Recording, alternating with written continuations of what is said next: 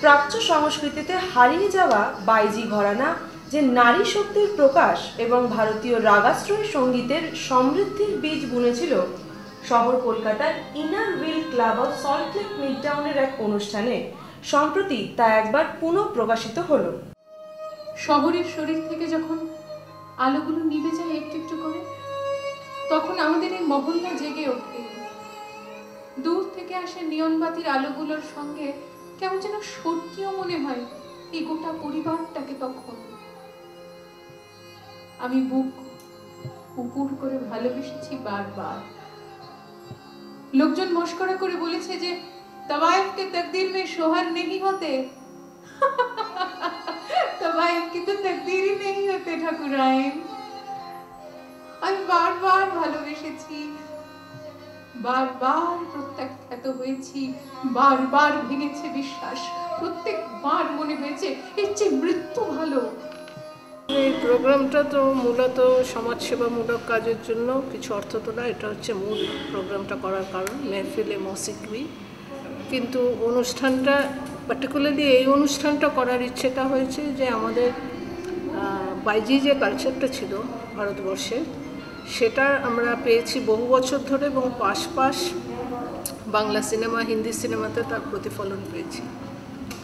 আজকে এই অনুষ্ঠানটাতে আমরা দুটোকে পাশাপাশি, মানে সেই ঘরজানার আমল থেকে বেগম আক্তা এবং পাশাপাশি পাকিজা, আমরাও জান, সর্দারি বেগম, এই দু ধরনের গানকে একসঙ্গে করা হয়েছে এবং পুরো ভাবনা চিন্তাটা বোধহয় প্রথম কলকাতায় হচ্ছে। এনারা হয়তো সমাজের চোখে অনেকে পতিতা বলে পরিচিত, কিন্তু এরা অত্যন্ত শিক্ষিত এবং সঙ্গীত ছিল এদের মূল, এবং সঙ্গীতের জন্য এরা সব কিছু দিতে পেরেছে। সেই যে কনভিকশনটা এদের মধ্যে ছিল সেটাই উইমেন এম্পাওয়ারমেন্ট।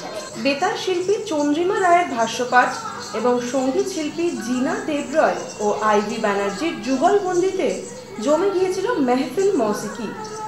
গহরজান থেকে মতি বাইজি, প্যারি বাই থেকে জর্দান বাইয়ের জীবন কাহিনী আরও একবার উঠে এলো গীতি আলেখ্যর মধ্যে দিয়ে। একটা মহল্লা যেখানে হাসির খিলখিল, চুরির রুনঝুন আর ঘুরের আওয়াজের মধ্যে কখন যেন অনেক বড় হয়ে গেছি। আমাদের জীবনে প্রেম আছে, সম্পর্ক আছে, কিন্তু সে কথা জানতে চাইনি কেউ, বিশ্বাস করুন। খুব ছেলেবেলায় শুনেছিলাম যে কান্নার রেখা আর অভিমানকে নাকি হাসি আর অভিনয় দিয়ে মুছে ফেলতে হয়। उस्ताद बोलते हैं जे कुछ आंसू बचा के रखो बिटिया, जिंदगी भर जरूरत पड़ेगी।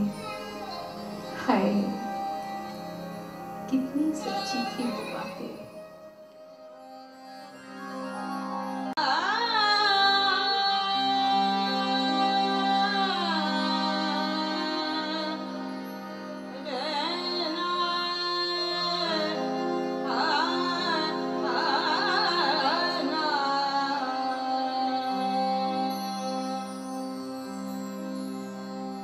रस के हरे